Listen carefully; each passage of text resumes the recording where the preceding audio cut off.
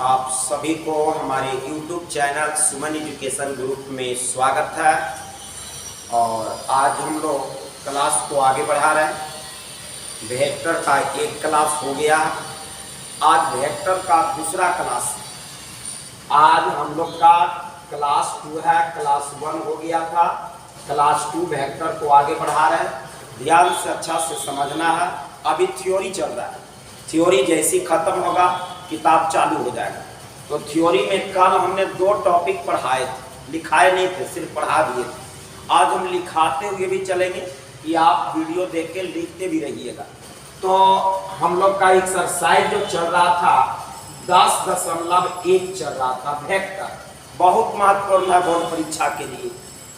Vector और 3D मिला करके लगभग 35 अंक आपको आता है क्वेश्चन, 35 अंक का। इसलिए दोनों टॉपिक पर अच्छा पकड़ बना लेना है।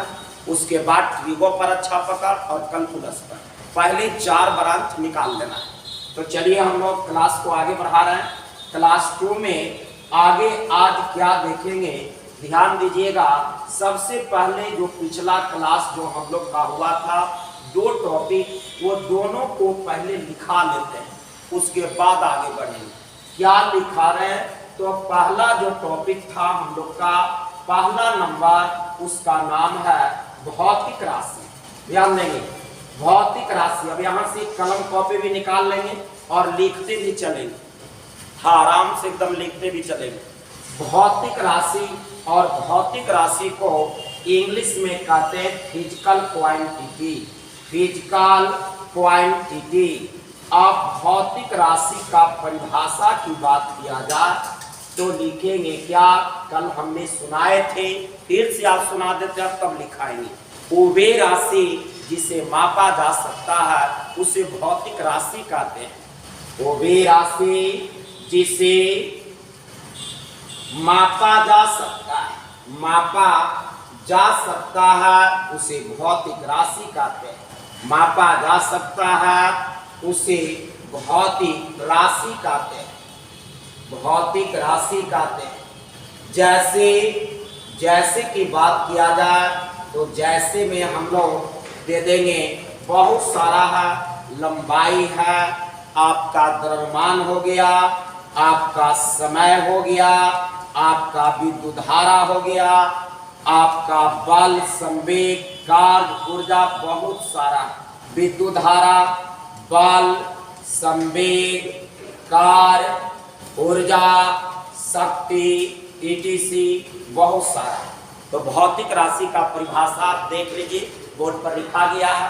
वह राशि जिसे मापा जा सकता है उसे भौतिक राशि कहते हैं।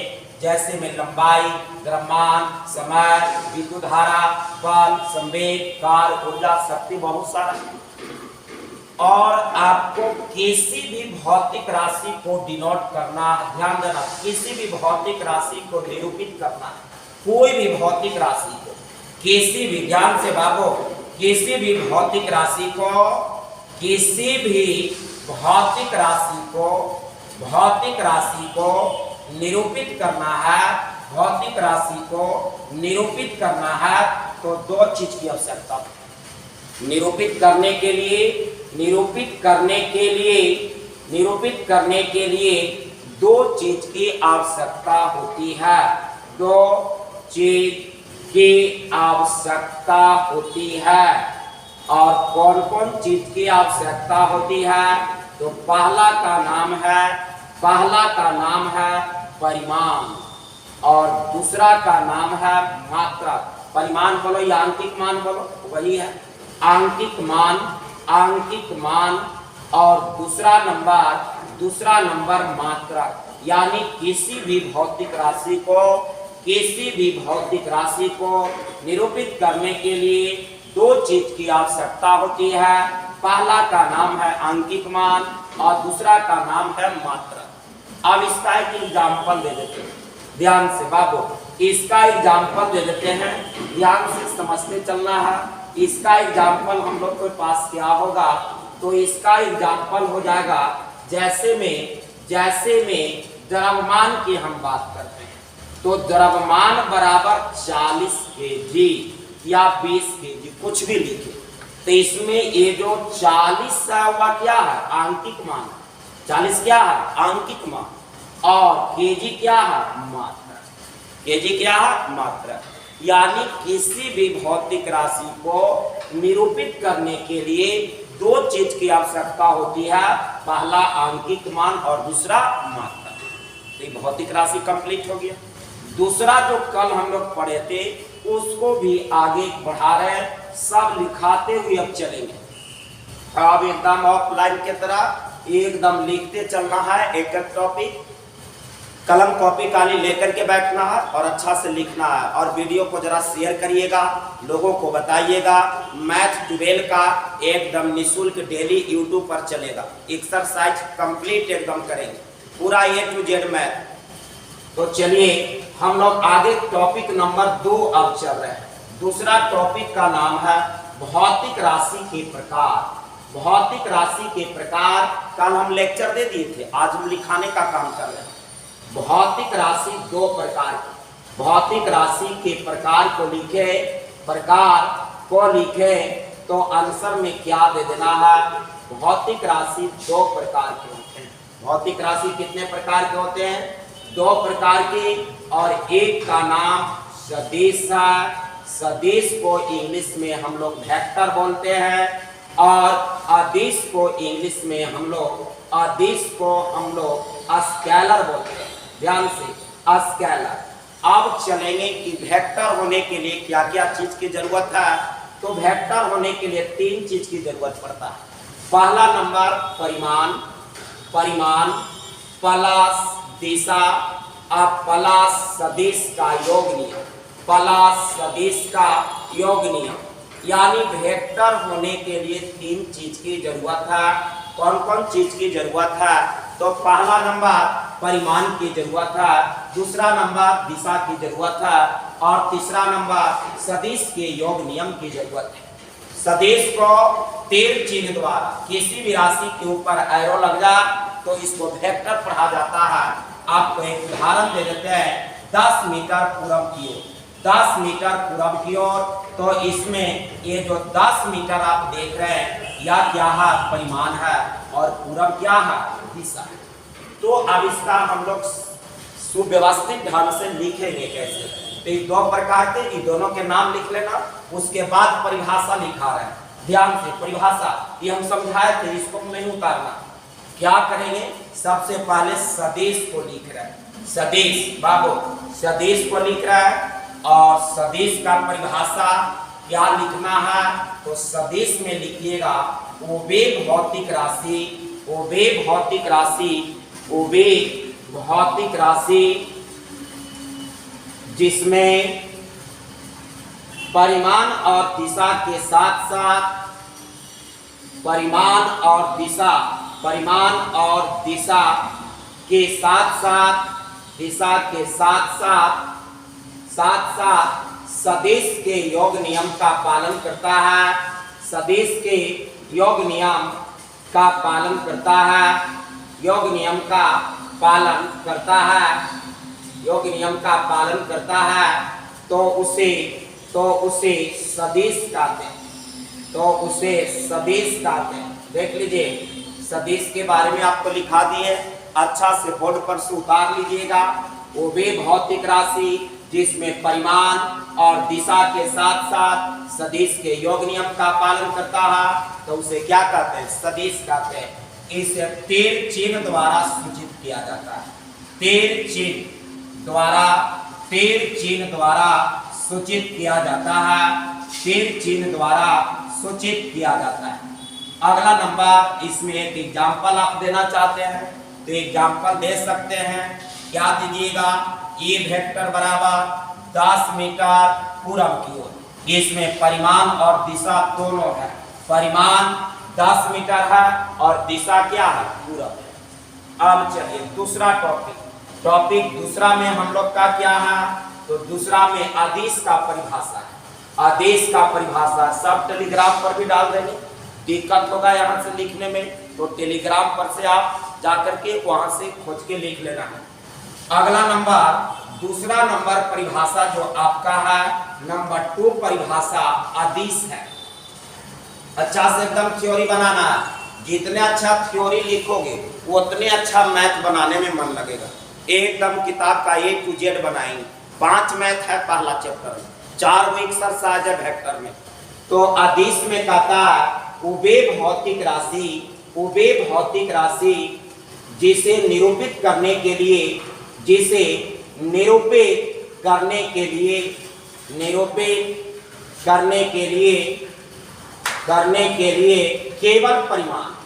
केवल परिमाण की आवश्यकता होती है। केवल परिमाण की आवश्यकता होती है तो उसे आदेश कहते हैं। केवल परिमाण, आदेश में केवल परिमाण या साधारण अलजेब्रिक नियम का पालन करता है। एग्जाम्पल में आपको हम दिए थे, द्रव्यमान बराबर 10 kg। इसमें कोई डायरेक्शन की जरूरत नहीं, द्रव्यमान में दिशा की जरूरत नहीं है, केवल परिमाण की जरूरत है। इसलिए या क्या हो गया, अदिश भौतिक राशि हो गया। तो अदिश का परिभाषा हो गया, सदिश का परिभाषा लिखा दिए और भौतिक राशि का परिभाषा लिखा दिए। अब क्लास को आगे बढ़ाते हैं। अब क्या कर रहे हैं, तो अब आपको लेक्चर दे रहा है, उसको अच्छा से सुनिएगा, फिर हम एक एक करके लिखाएंगे। सारा लिखा दिए, अच्छा से वीडियो को रोक करके और लिख लीजिएगा, और नहीं यहाँ से लिखाएगा तो टेलीग्राम से। अब आगे तो हम कल वाला टोटल टॉपिक लिखा दिए। क्या क्या लिखा है, भौतिक राशि क्या, भौतिक राशि के प्रकार, जिसमें सदिश क्या है और अदिश क्या है। अब जो लिखाने जा रहे हैं टॉपिक नंबर अगला, जो तीसरा टॉपिक पढ़ा रहे हैं, ध्यान से तीसरा टॉपिक जो पढ़ा रहे हैं इससे क्वेश्चन बनेगा, निश्चित बनेगा। पहला क्या है आज का, तो सदिश के प्रकार पढ़ा है। आपको फिगर दे के पूछा है कि कौन सदिश है, वहां पर क्वेश्चन बनाने में काम आएगा। सदिश के प्रकार, और सदिश के प्रकार के बाद एक डायरेक्शन पढ़ाएंगे, और डायरेक्शन पढ़ाने के बाद एक टॉपिक और पढ़ाएंगे, सदिश अदिश की पहचान। यानी कल थ्योरी खत्म हो जाए, 3 दिन थ्योरी चलेगा। कल पढ़ाई स्टार्ट किए थे, आज चल रहा और कल खत्म कर देंगे। फिर मैथ में भी 2 दिन समय ले, कारण कि एक मैथ अच्छा से बताना है। तो सदिश के प्रकार की बात करते हैं, तो सदिश निम्नलिखित प्रकार के होते हैं। सदिश निम्नलिखित प्रकार के होते हैं, और इसमें कौन कौन की चर्चा होगा। तो पहला नंबर हम जो चर्चा कर रहे हैं, आराम से सुनना, अभी लिखना नहीं है, अभी पूरा अच्छा से लेक्चर सुनिए। पहला का नाम है शून्य सदिश। शून्य सदिश जिसको जीरो वेक्टर बोलते हैं, शून्य सदिश को क्या बोलते हैं, जीरो वेक्टर। ध्यान से परिभाषा समझिएगा। शून्य सदिश क्या है, कहता है उभय सदिश जिसका परिमाण शून्य हो, उभय सदिश जिसका परिमाण शून्य हो, उसे शून्य सदिश कहते हैं। जैसे ए वेक्टर बराबर 0 मीटर पूरब की ओर। यहाँ पर आप गौर से देखिए, ध्यान से देखिए, यहाँ पर देखिए तो परिमाण 0 है कि नहीं है। इसलिए यह जो वेक्टर एग्जाम्पल दिए हैं, या किसका उदाहरण है, शून्य सदिश का उदाहरण। दूसरा जो बात करें शून्य सदिश का, या तो ऐसे भी हम लोग लिख सकते हैं। ध्यान से बाबू, आपको मैथ बनाने में काम आएगा। ए वेक्टर को जीरो वेक्टर कब कहेंगे, ए वेक्टर को जीरो वेक्टर कब कहेंगे, जब इसका परिमाण क्या होगा, जब इसका परिमाण क्या होगा, 0 के बराबर होगा। ए वेक्टर के परिमाण को मॉड के रूप में लिखा जाता है। ए वेक्टर के परिमाण को मोड के रूप में लिखा भी जाता है, या बिना मोड में भी लिखा जाता है। ऐसे भी लिख सकते हैं, या ये भी लिख सकते हैं। यदि किसी भी वेक्टर का परिमाण शून्य होगा, किसी भी वेक्टर का परिमाण शून्य होगा, तो वह वेक्टर कैसा वेक्टर कहलाएगा, शून्य सदिश कहलाएगा, जीरो वेक्टर कहलाएगा। यानी शून्य सदिश का परिभाषा क्या है, वैसा सदिश जिसका परिमाण शून्य हो, वैसा सदिश जिसका परिमाण शून्य हो, उसे क्या कहते हैं, तो शून्य सदिश कहते हैं। आगे चलिए, दूसरा नंबर जो हम लोग चल रहे हैं बाबू, दूसरा नंबर जो हम लोग चल रहे हैं, दूसरा नंबर में कौन सा प्रकार पढ़ेंगे, ये शून्य सदिश के प्रकार था। अब हम लोग जो पढ़ेंगे 2 नंबर जिसका नाम है इकाई सदिश। ध्यान से, इकाई सदिश किसको कहते हैं? इकाई सदिश क्या है? तो ध्यान से इसका परिभाषा कहते तो यहीं पे हम लिख देते हैं तब इसको करेंगे। उबे सदिश जिसका परिमाण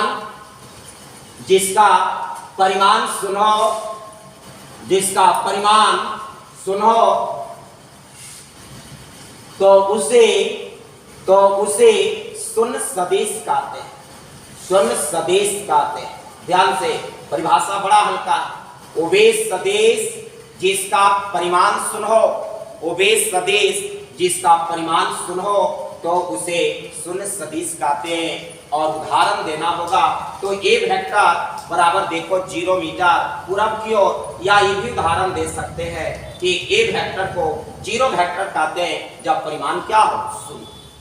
दूसरा नंबर इकाई सदिश क्या है? इकाई सदिश कहता है कि वैसा सदिश जिसका परिमाण 1 हो, वैसा सदिश जिसका परिमाण कितना हो? 1 हो। जैसे ए वेक्टर बराबर 1 मीटर पश्चिम की ओर। ध्यान से, यहाँ पर जो उदाहरण दिया गया है इसमें गौर से आप देखिए परिमाण कितना दिया गया है? 1 मीटर दिया गया है। यानी वैसा सदिश जिसका परिमाण 1 हो तो वैसे सदिश को क्या कहते हैं? इकाई सदिश कहते हैं। और उदाहरण एक और दे रहे हैं। ए वेक्टर को यूनिट वेक्टर कब कहेंगे? ए वेक्टर को यूनिट वेक्टर कब कहेंगे? इसको इंग्लिश में यूनिट वेक्टर बोलते हैं। ए वेक्टर को यूनिट वेक्टर कब बोलेंगे? जब इसका परिमाण जो होगा 1 के बराबर होगा। किसी भी सदिश को इकाई सदिश कहते हैं जब उसका परिमाण कितना के बराबर हो?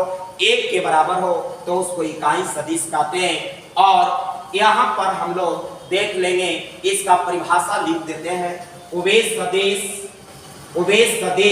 जिसका परिमाण